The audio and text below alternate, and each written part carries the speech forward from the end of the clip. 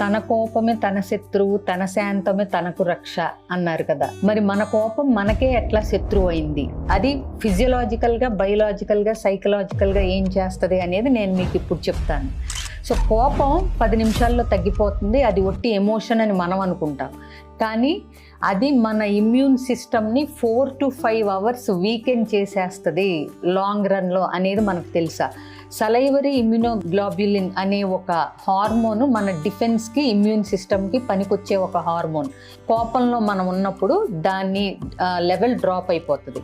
పైగా cortisol and adrenaline stress hormones release అవుతాయి.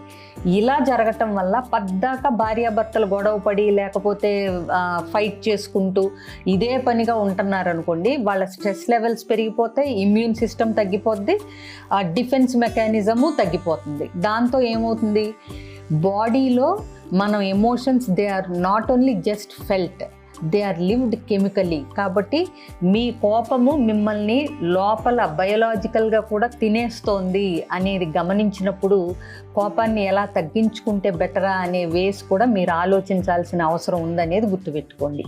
Thank you.